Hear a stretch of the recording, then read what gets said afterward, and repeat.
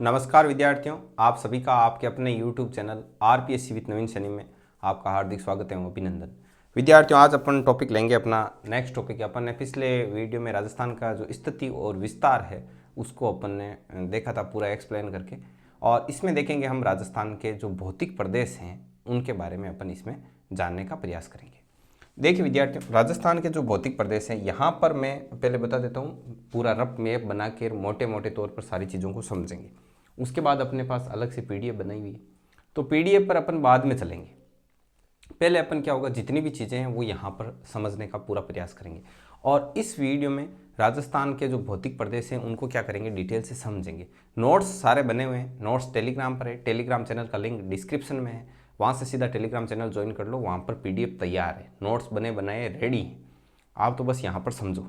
देखिए, राजस्थान के जो भौतिक प्रदेश हैं उनको मोटे तौर पर 4 भागों में बांटा गया है। ठीक है, राजस्थान के भौतिक प्रदेशों को मुख्यतया 4 भागों में बांटा गया है। तो राजस्थान के भौतिक प्रदेशों को मुख्यतया 4 भागों में बांटा गया है, को मुख्यतया 4 भागों में बांटा गया है। कितने भागों में?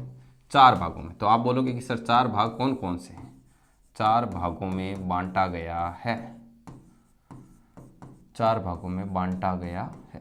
ठीक है, अब अपन देखेंगे कि कौन कौन से जो हैं वो 4 भाग, तो उसके बारे में अपन चर्चा करते हैं, और उनको नाम दे देते हैं अपन A, B and C and D. Number A और दूसरा नंबर बी और तीसरे पर रहेगा सी और चौथे पर डी। मुख्यतया 4 भागों में बांटा गया। ठीक है, इसको थोड़ा बहुत मैप बनाकर भी देख लेते हैं। देखिए, नाम मैं बाद में लिख दूंगा यहाँ पर। जैसे ये राजस्थान की जो रफ डायग्राम है, विषम कोण चतुर्भुजाकार है ये, और पतंगाकार इसको मान सकते हो। इसमें यहाँ पर ऐसे क्या बनी है, ये अरावली है, जो कि दक्षिण पश्चिम से लेकर उत्तर पूर्व की ओर ऐसे फैली हुई। दक्षिण पश्चिम में यहाँ पर इसकी चौड़ाई और ऊंचाई ज़्यादा है, जैसे जैसे यहाँ जाएगी इसकी चौड़ाई भी कम होगी और ऊंचाई भी कम होगी। ठीक है, तो अरावली के इस तरफ का जो ये भाग है ये क्या कहलाता है, आपका पश्चिमी मरुस्थलीय प्रदेश। तो नंबर 1 चीज ये आ जाती है, और इस भाग को बोला जाता है पश्चिमी मरुस्थलीय प्रदेश। पश्चिमी मरुस्थलीय प्रदेश। ठीक है, उसके बाद में क्या होता है नंबर 2 पर, उसके बाद में हम अध्ययन करते हैं अरावली का नंबर 2 पर। तो नंबर 2 पर आपकी आ जाएगी अरावली। अरावली पर्वतीय प्रदेश लिख लो या अरावली प्रदेश लिख लो, ये आ जाएगा। उसके बाद में नंबर 3 पर आता है आपका जो ये पूर्वी भाग, नदियों का जो ये मैदानी भाग है, नदियां वगैरह होता है, तो इसमें क्या है, ज़्यादातर नदियां हैं, बनास है, चंबल है, तो उन नदियों का जो बहाव क्षेत्र है, नदियों का बेसिन वाला जो एरिया है, और ये पूर्व की साइड भी है और नदियों के मैदान भी है, इसलिए इसको बोलते हैं पूर्वी मैदानी प्रदेश।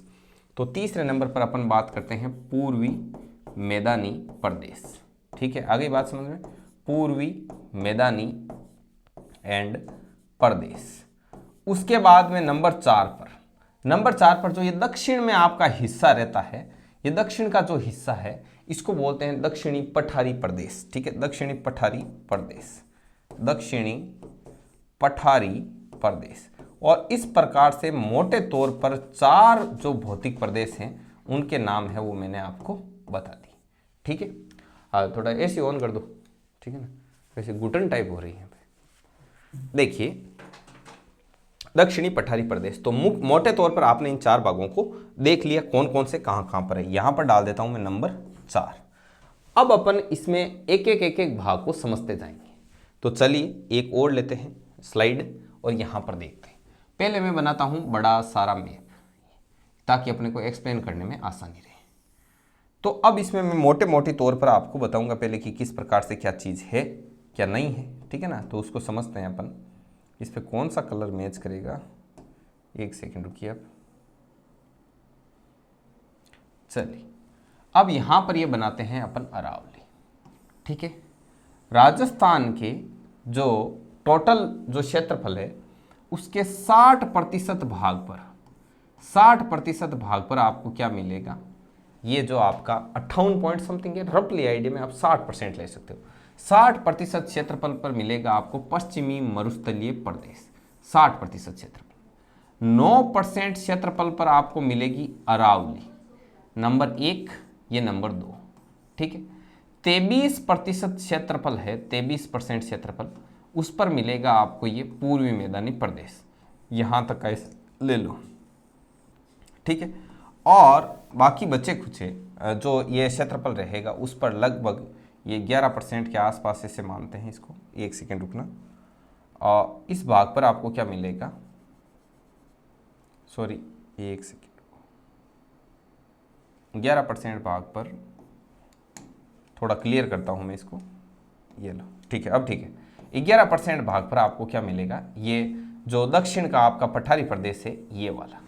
ठीक है, तो देख लो, काउंट कर लो, 11/9 ये आपका हो गया, 11/9 20 से 60% का ये आ गया। एक सेकेंड रुकना, वेरिएशन कहाँ पर आ रहा है, थोड़ा सा इसमें वेरिएशन है, देखो थोड़ा थोड़ा चेंज होता जाता है। जैसे इसमें 9% क्या है क्षेत्रफल है, तो आप इसमें 10% जनसंख्या आएगी, इसमें 23% है तो इसमें 39% हो आ जाएगा। ठीक है ना, तो ये सारा करके मैंने मोटे मोटी तौर पर आपको ये क्या है रफली आइडिया दिया है। ठीक है ना, 11/9 20 हो गए, थोड़ा सा ऊपर जा रहा है ना, तो इसमें देखो ये 7% पे आएगा। एक सेकेंड रुकना, 7% के समथिंग है। ठीक है ना, तो अब देख लो ये 7% पर है, ये 23 पर है, तो कितना हो गया 30%, 30 9 39 और 60 100%। ठीक है ना, तो ये समथिंग थोड़े थोड़े क्या होते हैं पॉइंटों में होते हैं, 23 पॉइंट आगे समथिंग, तो इससे ये टोटल क्या हो जाता है 100% हो जाता है। तो अब मैं इसकी आपको जनसंख्या भी आपको बताता हूँ सारी सारी, किस में कितनी जनसंख्या है कितनी नहीं है, वो वाला एक स्लाइड और लेते हैं। नंबर 1, पश्चिमी मरुस्थलीय प्रदेश। पश्चिमी मरुस्थलीय प्रदेश, पश्चिमी मरुस्थलीय जो प्रदेश है उसमें क्षेत्रफल कितना है, जनसंख्या कितने प्रतिशत है, वो सारा लिखते हैं। अभी स्पीड से लिखते हैं थोड़ा, क्योंकि क्लास भी लंबी नहीं होनी चाहिए। क्षेत्रफल, टोटल राजस्थान के क्षेत्रफल के 60% भाग पर आपका क्या है पश्चिमी मरुस्थलीय प्रदेश है। और टोटल राजस्थान की यदि जनसंख्या की बात की जाए तो अप्रोक्सीमेटली लगभग 40% जनसंख्या यहाँ पर क्या करती है, निवास करती है। नंबर 2 पर आता है आपका अरावली, ले लो पहले। ठीक है, अरावली के बारे में बात करते हैं।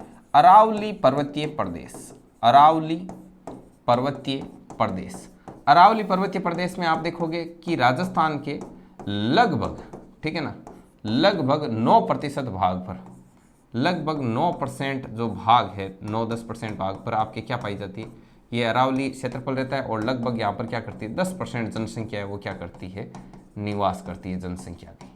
ठीक है, उसके बाद में आगे बढ़ते हैं। नंबर 3, पूर्वी मैदानी प्रदेश। पूर्वी मैदानी प्रदेश, पूर्वी मैदानी प्रदेश से वो टोटल क्षेत्रफल का लगभग 23% क्षेत्रफल कितना 23%, 23% क्षेत्रफल पर क्या है आपका पूर्वी मैदानी ये प्रदेश आता है। और जनसंख्या इसमें निवास करती है लगभग 39% जनसंख्या यहाँ पर निवास करती है। नंबर 4, दक्षिणी पठारी प्रदेश। दक्षिणी एंड पठारी प्रदेश, ये पठारी प्रदेश है, इस पर लगभग 7% क्षेत्रफल है, 7% क्षेत्रफल, और 11% यहाँ पर क्या करती है जनसंख्या निवास करती है। 11% जनसंख्या ये यहाँ पर क्या करती है, निवास करती है। ठीक है ना, तो ऐसा ये इसका रहता है क्षेत्रफल का, जनसंख्या का ये आंकड़ा है।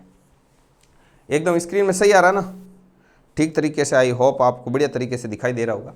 अब अपन आज बात करेंगे, थोड़ा बहुत मैं आपको और बता देता हूँ, एक स्लाइड और लगेगी, चलिए बता देते हैं। थोड़ा मोटे मोटे तौर पर बता दूं, फिर अपन एक एक को पढ़ेंगे। जैसे ये अरावली है, ये 1, ये 2, ये तीसरा मैदान, और ये चौथा आ गया दक्षिण वाला भाग। ठीक है, इसमें बताते हैं कि जो ये अरावली और ये जो दक्षिण वाला ये भाग है, ये गोंडवाना लैंड का क्या है, भाग है। गोंडवाना लैंड, अंगारा लैंड वगैरह आपने पढ़ाई है, ये किसका भाग है, गोंडवाना लैंड का भाग है। और जो पूर्वी मैदानी प्रदेश ये वाला, और ये जो पश्चिमी मरुस्थलीय प्रदेश है, ये 33 महासागर के अवशेष है। 33 महासागर के अवशेष है, किसके हैं, 33 महासागर के अवशेष। ये सारी चीजें हैं वो नोट्सों में लिखी हुई है, आपको इस पर लोड लेने की बिल्कुल भी क्या है आवश्यकता बिल्कुल नहीं है आपको, बस आप तो बस इसमें सुनते जाओ बढ़िया तरीके से। ये 33 महासागर के क्या है अवशेष है, मोटे तौर पर ये चीज आ जाती है। अब अपन क्या करेंगे, एक एक करके पढ़ेंगे। सबसे पहले आज अपन लेंगे पश्चिमी मरुस्थलीय प्रदेश, और लगभग अपना जो टाइम है वो मोस्टली किस पर कवर करेंगे, पश्चिमी मरुस्थलीय प्रदेश के बारे में अपन क्या करेंगे, बात करेंगे। तो चलिए नंबर 1 लगाते हैं, पश्चिमी मरुस्थलीय प्रदेश। अब पश्चिमी मरुस्थलीय प्रदेश है, ये भी 2 भागों में बंटा हुआ है। कैसे बंटा हुआ है इसके बारे में अभी आपको समझाया जाएगा। पश्चिमी मरुस्थलीय प्रदेश, जनसंख्या, क्षेत्रफल वगैरह सब बता दिया। 60% भाग पर यह आपके फैला हुआ है, 40% जनसंख्या इसमें निवास करती है, कोई दिक्कत वाली बात नहीं है। और मोटे तौर पर और आपको एक दो चीज देखिए, 33 महासागर का अवशेष है। पहली बात तो ये है 33 महासागर का अवशेष, महासागर का अवशेष, ठीक है। एक बात तो आ गई, ये 33 महासागर का अवशेष है। नंबर 2 भाग, इसको 2 भागों में बांटा गया है, इसको मुख्यतः 2 भागों में बांटा गया है। 2 भाग कौन कौन से? मुख्यतः 2 भागों में बांटा गया है। अभी मैं थोड़ा मैप बना के भी बता दूंगा। मुख्यतः 2 भागों में बांटा गया है। कौन कौन से 2 भाग है उनके बारे में अपन अभी करेंगे चर्चा। 2 भागों में बांटा गया है, तो 2 भाग मैं आपको यहां पर दिखाता हूं। जैसे ये राजस्थान का मैप है, सीधा रफली मैप, पतंगाकार विषम कोण चतुर्भुज का, ठीक है ना। और यहां पर ये आ गई अरावली, अरावली आ गई। ये नंबर 2 पर अरावली, 3 पर ये प्रदेश और ये 4 पर पठारी। इसमें क्या है, इसको आधा आधा किया हुआ, ऐसे ऐसे थोड़ा सा ऐसे लेना, ऐसे पूरा ऐसे कटना होगा। मैं इसको थोड़ा मिटाने का प्रयास करता हूँ, थोड़ा सा ऐसा आएगा क्योंकि गग्गर वाला क्षेत्र छोड़ना होगा। एक रफली मैप बनाते हैं। ये भाग है, ये इसको 2 भागों में बांट दिया, नंबर 1 और नंबर 2। इधर जैसे जैसे आते हैं ना तो वो क्या होता है, आगे आगे ज़्यादा शुष्क होता जाता है, ठीक है ना। मतलब वनस्पति कम है, पानी कम है, रेतीला ज़्यादा है, तो इसको तो बोला शुष्क मैदान, रेतीला शुष्क मैदान, और इसको बोला अर्ध शुष्क मैदान, ठीक है। तो इसको कितने भागों में बांटा गया? 2 भागों में बांटा गया। कौन कौन से 2 भाग हैं उनके बारे में भी अपन यहाँ पर क्या कर लेते हैं, थोड़ा जिक्र कर लेते हैं कि 2 भाग कौन से। नंबर 1 पर आता है रेतीला शुष्क मैदान, रेतीला शुष्क मैदान आ गया, रेतीला शुष्क मैदान। और एक तरफ आता है आपका अर्ध शुष्क मैदान, अर्ध शुष्क, आधा सूखा, अर्ध शुष्क मैदान। इस प्रकार से इनको 2 भागों में बांटा गया। देखिए विद्यार्थियों, कोई कंसेप्ट जैसे मान लो मोटे मोटे तौर पर मैं पूरा रिकवर कर लूंगा, फिर भी एक दो कोई छोटा मोटा कंसेप्ट छूटेगा तो वो पीडीएफ में आ जाएगा, ठीक है। हालांकि पूरी सावधानी बरती जाती है, कंटेंट की प्रूफ रीडिंग करने के बाद आपको पढ़ाया जाता है, ठीक है। फिर भी कोई 1-2 डाटा, कोई बहुत ही माइनस 99.99% ये है कि आपको एकदम करेक्ट पढ़ाया जाएगा। फिर भी 0.01% कहीं पर भी कोई संभावना रहती है हल्की फुल्की, तो वो चीज़ भी, उसका जो त्रुटि सुधार है वो पीडीएफ में हो जाएगा, आप निश्चिंत होकर सुनिए। अब देखिए रेतीला शुष्क मैदान और अर्ध शुष्क मैदान, तो एग्जाम में पूछा जाता है कि इनको बांटने वाली जो ये रेतीला शुष्क मैदान और अर्ध शुष्क मैदान को जो बांटने वाली जो ये रेखा होती है, ये कौन सी, कितने सेंटीमीटर वर्षा रेखा है? तो ये 25 सेंटीमीटर वर्षा रेखा है। रेतीले शुष्क मैदान और अर्ध शुष्क मैदान को बांटने वाली जो वर्षा रेखा है वो 25 सेमी वर्षा रेखा है। ये जो डाटा है वो इंपॉर्टेंट है, इसका आप ध्यान रखना एग्जाम के दौरान, ठीक है। इसके अलावा और क्या है, एक पूछा जाता है कि जो पश्चिमी मरुस्थलीय प्रदेश है इसकी जो पूर्वी सीमा, भाई यहाँ पर ये पूर्वी सीमा ही है, यहाँ के बाद ये वाला, ये जो मैंने पहले खींचा ना, देखो अलग कलर में बताता हूँ, ये वाला जो भाग है ये पूर्वी सीमा है। ये पूछा जाता है कि जो रेतीला पश्चिमी मरुस्थलीय प्रदेश है उसकी जो पूर्वी सीमा है वो कितने सेमी वर्षा रेखा है? तो ये 50 सेमी वर्षा रेखा है। कितने सेमी वर्षा रेखा है? 50 सेमी वर्षा रेखा। अब इसको मैंने आपको यहाँ पर तो बता दिया मैंने शॉर्ट में, यहाँ तक आ रहा है ना स्क्रीन में, आई थिंक हाँ आ रहा है, कोई दिक्कत नहीं। तो 50 सेंटीमीटर वर्षा रेखा ये यहाँ पर आ गई, और 25 सेमी वर्षा रेखा इसको क्या करती है? अर्ध शुष्क और शुष्क मैदान को अलग करती है। अब मैं इसको थ्योरी में लिखूं तो भी वही बात है कि रेतीला शुष्क मैदान और अर्ध शुष्क मैदान को 25 सेमी वर्षा रेखा अलग करती है। पश्चिमी मरुस्थलीय प्रदेश के पूर्वी सीमा है वो 50 सेंटीमीटर वर्षा रेखा है। ये अपन ने बात कर ली। अब अपन क्या करेंगे, पहले इसके बारे में बात करेंगे, रेतीले शुष्क मैदान के बारे में। तो रेतीला शुष्क मैदान नंबर 1 ये आता है, रेतीला शुष्क मैदान, इसको ए दे दो, रेतीला शुष्क मैदान। तो पहले मैं आपको बताऊंगा कि रेतीला शुष्क मैदान क्या है क्या नहीं है, इसके बारे में अपन चर्चा करते हैं। अभी अपन किसके बारे में बात करेंगे? रेतीला शुष्क मैदान। फिर बनाता हूं यहाँ पर मैप, मैप से क्या होता है, ज़्यादा क्लियर होता है, मैप बनाना चाहिए आपको हर बार, ठीक है। और ये हो गई अरावली, ठीक है, और ये हो गया आपका यहाँ से इधर वाला हो गया अर्ध शुष्क और ये हो गया शुष्क।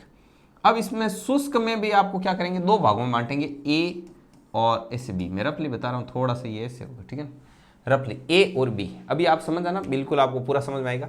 ऑप्शन ए में आता है आपका बालू का स्तूप युक्त प्रदेश, और एक होता है बालू का स्तूप मुक्त प्रदेश। अब बालू का स्तूप क्या है इसके बारे में भी आपको बताएंगे। बालू का स्तूप, ये कलर सही आ रहा है ना, दिखाई दे रहा है प्रॉपर वे में आपको? चलिए ये ले लेते हैं अपने क्या, ठीक है। बालू का स्तूप युक्त प्रदेश, बालू का स्तूप युक्त प्रदेश, बालू का स्तूप युक्त प्रदेश। और नंबर 2 में आएगा आपका बालू का स्तूप मुक्त प्रदेश, बालू का स्तूप मुक्त प्रदेश, ठीक है। मेरे द्वारा लिखी गई देवनागरी लिपि तो आपको समझ में आ ही रही होगी, बालू का स्तूप मुक्त प्रदेश। अब युक्त और मुक्त इसमें क्या है? बालू का स्तूप का मतलब होता है रेत के धुरे। तो लाइन ऐसे बनती है कि स्थानीय भाषा में इनको क्या कहा जाता है? धोरे कहा जाता है रेत। ये रेत के धोरे बनते कैसे हैं? हवाएं जब चलती है तो हवाओं के चलने की वजह से वायु अपर्दन और निक्षेपण, इसका परिणाम क्या है? आपके ये बालू का स्तूप। तो ये बालू का स्तूप युक्त और बालू का स्तूप मुक्त 2 भागों में बांटा गया है रेतीले शुष्क मैदान को। तो बालू का स्तूप लिख देते हैं यहाँ पर पूरा, बालू का स्तूप कोष्टक में लिख देते हैं धोरे। स्थानीय भाषा में इनको क्या कहा जाता है? धोरे। वायु अपर्दन व निक्षेपण का परिणाम है, मतलब हवाएं जब चलती है तो अब ये भी तरह तरह के होते हैं, अभी पढ़ेंगे। वायु अपर्दन व निक्षेपण का क्या है? ये आपके परिणाम है, वे निक्षेपण का परिणाम है। इनसे ये बनते हैं वायु अपर्दन के कारण। यह कई प्रकार के होते हैं। किन किन प्रकार के होते हैं उनके बारे में अपन चर्चा करेंगे। ये कई प्रकार के होते हैं, कई प्रकार के होते हैं।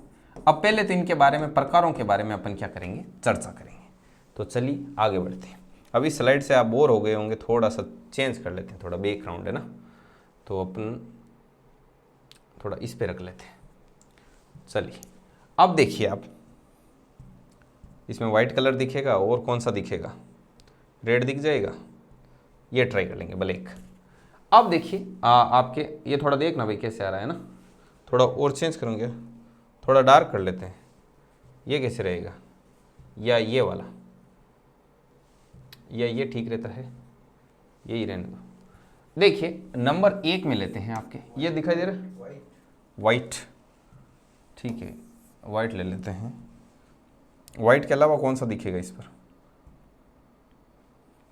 देखिए, ठीक है, नंबर 1 ये दिखाई दे रहा है। मज़ा नहीं आ रहा गुप्ता जी, एक सेकंड रुको आप, ये वाला ले लो। हाँ ये वाला ठीक है, ठीक है। इस पर दिख जाएगा एक, ये दिख जाएगा और एक ये दिख जाएगा। नंबर 1 में कौन सा आता है आपका? एक बालू का स्तूप युक्त, बालू का स्तूप युक्त। तो बालू का स्तूप युक्त, बालू का स्तूप युक्त, इसके बारे में अपन चर्चा करेंगे अलग से। बालू का स्तूप युक्त प्रदेश है। बालू का स्तूप युक्त में कई तरीके के बालू का स्तूप होते हैं। नंबर 1 अनुदैर्ध्य बालू का स्तूप, अनुदैर्ध्य बालू का स्तूप होता है, एक आपको देखने को मिलेगा। इसके बारे में अपन अभी चर्चा कर लेते हैं। अनुदैर्ध्य बालू का स्तूप। एक होता है अनुप्रस्थ बालू का स्तूप।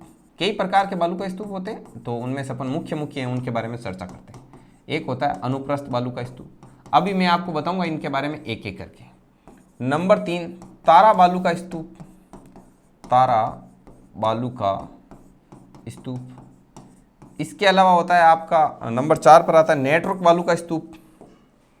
नंबर 4 पर है आपका नेटवर्क बालू का स्तूप, नेटवर्क बालू का स्तूप, ठीक है, नेटवर्क बालू का स्तूप आ गया। नंबर 5 पर आता है सब्र काफीज बालू का स्तूप। नंबर 5 सब्र काफीज बालू का स्तूप, सब्र काफीज बालू का स्तूप, ठीक है। इसके अलावा और होता है, जैसे नंबर 6 पर है अवरोधी बालू का स्तूप, अवरोधी एंड बालू का स्तूप, एक ही आ गया। और जैसे अनुदैर्ध्य आ गया, अनुप्रस्थ आ गया, तारा बालू का स्तूप आ गया, नेटवर्क बालू का स्तूप, सब्र काफीज, अवरोधी बालू का स्तूप, ठीक है ना। तो इस प्रकार के कुछ बालू का स्तूप होते हैं, इनके बारे में अपन एक एक करके चर्चा करते हैं। नंबर एक पर अपन चर्चा करेंगे इसके बारे में, अनुदैर्ध्य बालू का स्तूप में। ये कैसे? जब हवाएं चलती है तो हवाएं चलती है तो अपने साथ वो मिट्टी वगैरह लेके जाती है, ठीक है, धूल चलती है, तो हवा की दिशा में जो बालू का स्तूप बनते हैं, हवा चलने की दिशा में जो बालू का स्तूप चलते हैं वो होते हैं अनुदैर्ध्य बालू का स्तूप, और इनको रेखीय बालू का स्तूप भी कहा जाता है, ठीक है ना। एक ही चीज। नंबर 2, अनुप्रस्थ बालू का स्तूप। हवाएं जिस दिशा में चलती है, एक दिशा में चलती है ना, लगातार चलती है, तो इनके लंबवत भी कुछ क्या बनते हैं, बालू का स्तूप बनते हैं, वो कहलाते हैं अनुदैर्ध्य बालू का स्तूप। तारा बालू का स्तूप, इनकी आकृति तारा की भांति होती है, ये तारा बालू का स्तूप है। नेटवर्क बालू का स्तूप, एक बालू का स्तूप के बाद में एक बालू का स्तूप ऐसे ऐसे ऐसे ऐसे मतलब एक नेटवर्क बनाते हैं, एक चेन टाइप बनाते हैं, मतलब रेत के धोरी धोरी टीले टीले, उनको बोलते हैं नेटवर्क बालू का स्तूप। सब्र काफीज बालू का स्तूप, जो कंटीली झाड़ियाँ वगैरह होती है, मरुस्थलीय वनस्पति होती है, उसके पास में जब मिट्टी आकर इकट्ठी हो जाती है और तब जो बालू का स्तूप का निर्माण होता है उसको बोलते हैं सब्र काफीज बालू का स्तूप। अवरोधी बालू का स्तूप, अवरोधी बालू का स्तूप है, जैसे पहाड़ियाँ वगैरह ये बनती है आपके पुष्कर वाला ये जो एरिया है ना, यहाँ पर छोटी मोटी पहाड़ियाँ, इनके आसपास में जो मिट्टी अवरोध के कारण मिट्टी रुक जाती है और फिर जो बालू का स्तूप बनते हैं वो क्या कहलाते हैं, अवरोधी बालू का स्तूप। चलिए आगे बढ़ते हैं। अब मैं आपको छोटी छोटी और चीज़ें बताऊंगा, जैसे और क्या क्या चीज़ें हैं जो अपने पश्चिमी मरुस्थलीय प्रदेश की बात कर रहे हैं, अपन वापस बना लेते हैं। पश्चिमी मरुस्थलीय प्रदेश, ये अरावली के इस साइड वाले भाग की बात कर रहे हैं, ठीक है ना, तो ये भाग, और फिर इसमें अपन ने एक बात कर ली बालू का स्तूप युक्त, और एक हो गया बालू का स्तूप मुक्त, ठीक है ना। तो युक्त और मुक्त की बात करेंगे, ये मुक्त इधर रहता है, ठीक है ना, और ये युक्त है, ठीक है ना, तो इसको ए इसको दो और इसको बी दो, और उसके बाद में ये पहले शुष्क की बात करेंगे और उसके बाद में किसकी बात करेंगे, अर्ध शुष्क की। तो अब देखिए बालू का स्तूप मुक्त क्षेत्र में क्या क्या चीज़ें आती है। बालू का स्तूप मुक्त में, ये बी में बालू का स्तूप मुक्त क्षेत्र कि सर वहां पर बालू का स्तूप मुक्त क्षेत्र है, तो फिर वहां पर क्या है, ये बात हमें बताओ। बालू का स्तूप मुक्त जो क्षेत्र है उसमें क्या है, चट्टानें।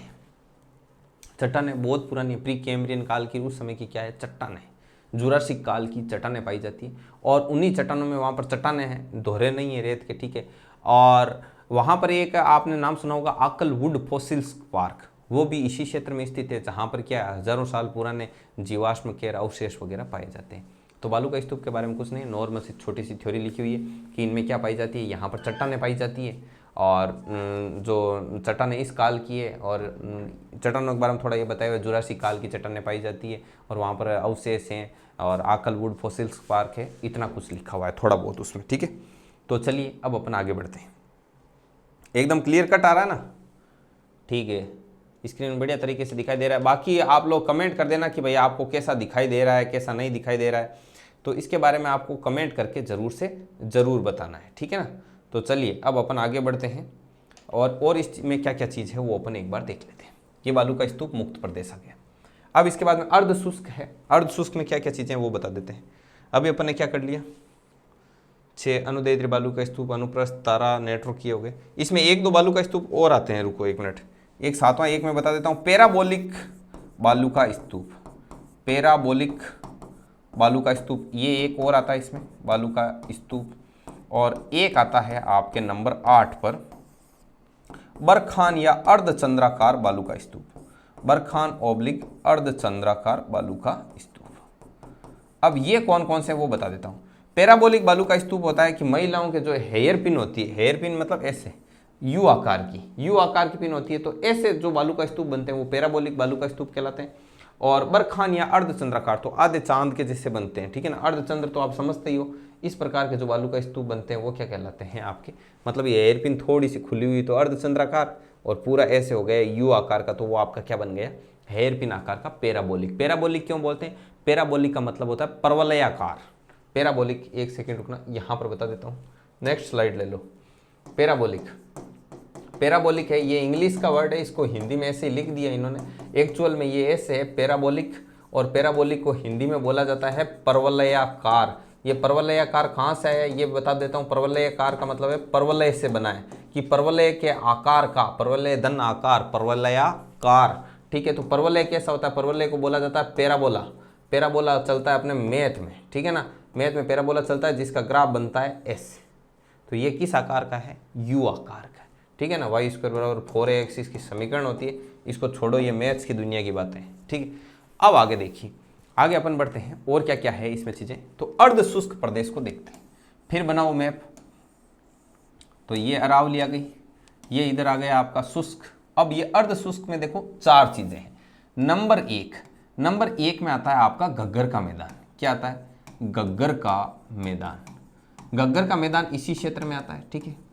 नंबर दो पर आता है जो शेखावाटी का आंतरिक प्रवाह क्षेत्र है ना, आंतरिक प्रवाह क्षेत्र शेखावाटी वाला आंतरिक प्रवाह क्षेत्र। और ये कौन सा एरिया है? जो मोस्टली शेखावाटी सीकर चूरू झुंझुनू वाला, ये आता है इसके अंदर। और इसके बारे में क्या है, इसको और बोला जाता है आंतरिक प्रवाह क्षेत्र हो गया शेखावाटी वाला। ये जो क्षेत्र है ये इसमें आएगा मोस्टली।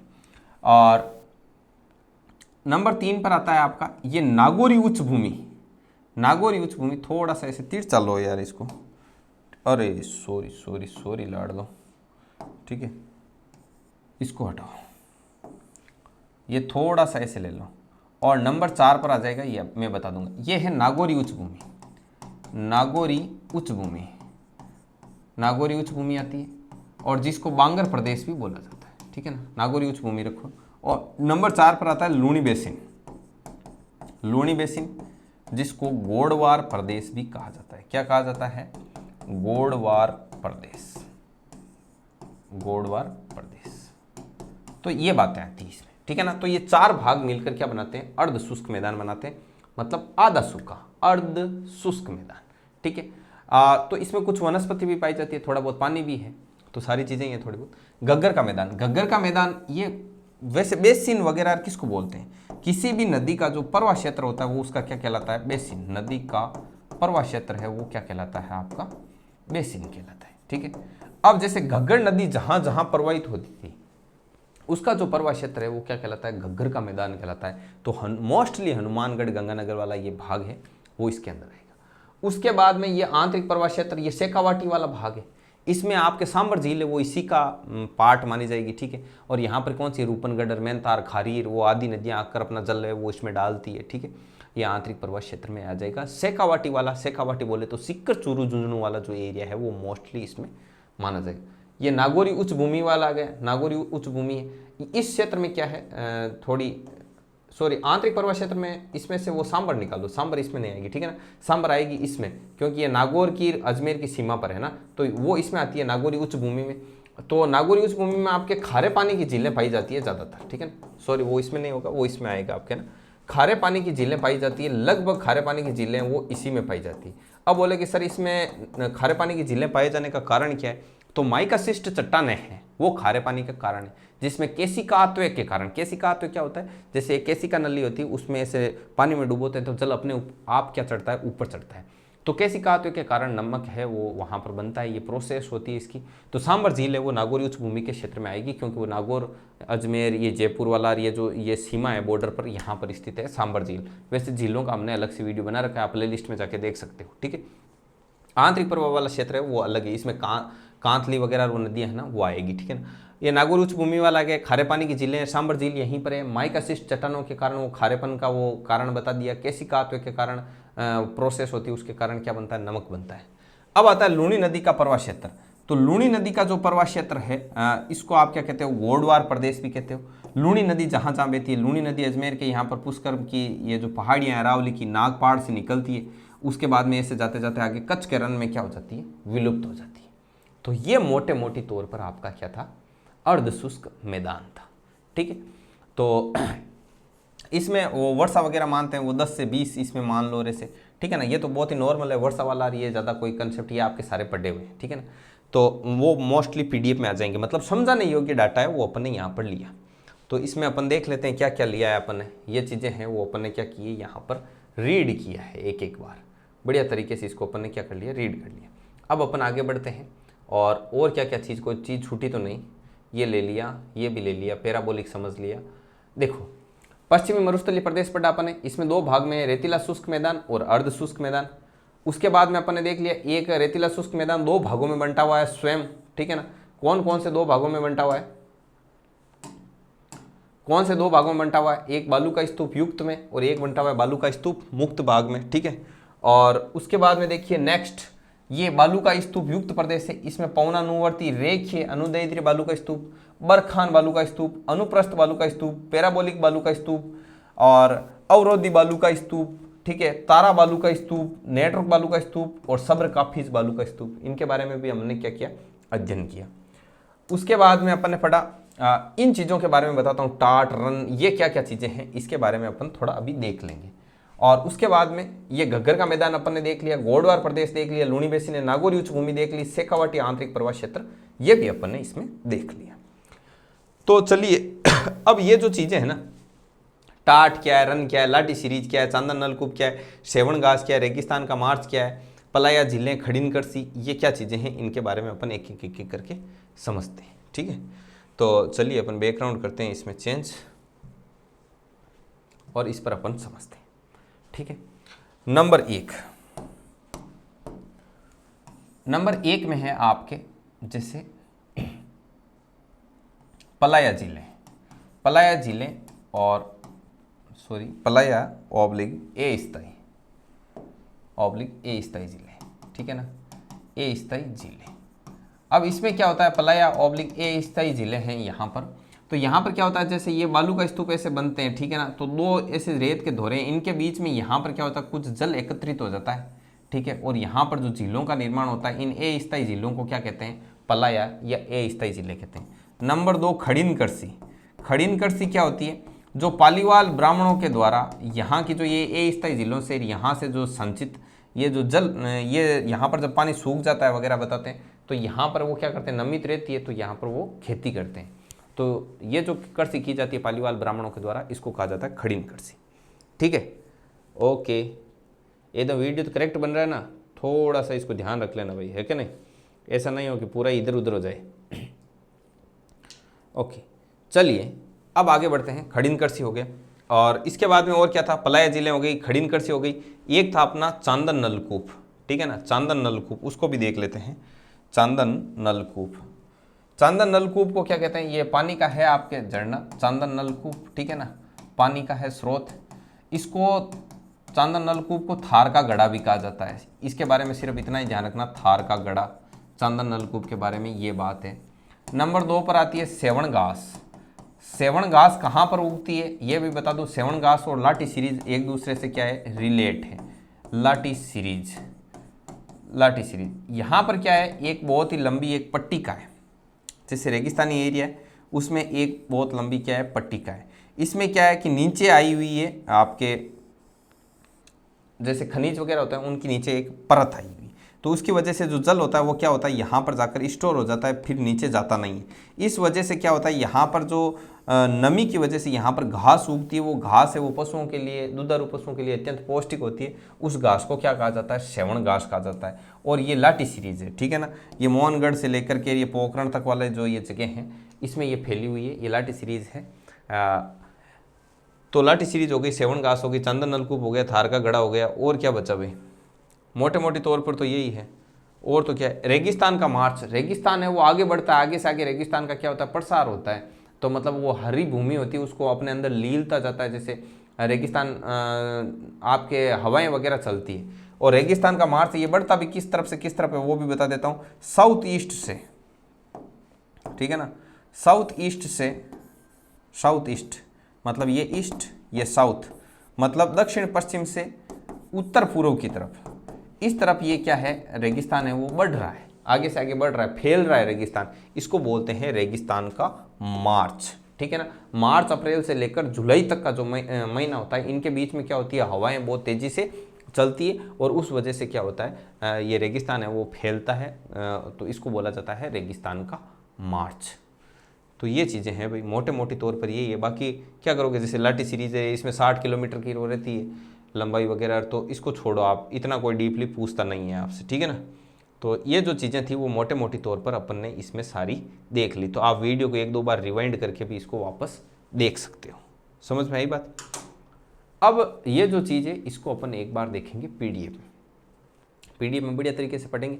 तो पीडीएफ में देखने के लिए क्लास लंबी हो जाएगी, ठीक है ना, लंबी क्लास इंटरेस्टिंग नहीं रहती है, तो अपन उसमें अपन इसको और ज़्यादा एक बार क्या कर लेंगे, पूरा का पूरा रीड कर लेंगे। उसके बाद में अपन अरावली पर्वतीय प्रदेश पढ़ेंगे, फिर अपन पूर्वी मैदानी प्रदेश और उसके बाद दक्षिण पठारी प्रदेश पढ़ के और फिर भौतिक प्रदेश कंप्लीट। फिर आगे अपन जैसे जलवायु ले लेंगे, जलवायु के बाद में कृषि ले लेंगे, कृषि के बाद में आगे से आगे टॉपिक लेते रहेंगे। तो ये क्लास आपको कैसी लगी? तो इसको भी मैंने थोड़ा डिफरेंट टाइप से बनाने का प्रयास किया हालांकि। तो आप बताइए कि ये आपको कैसा लगा, कमेंट करके इसके बारे में आप ज़रूर से ज़रूर बताइएगा। ठीक है विद्यार्थियों, तो मिलते हैं नेक्स्ट वीडियो में, तब तक के लिए जय हिंद, जय भारत।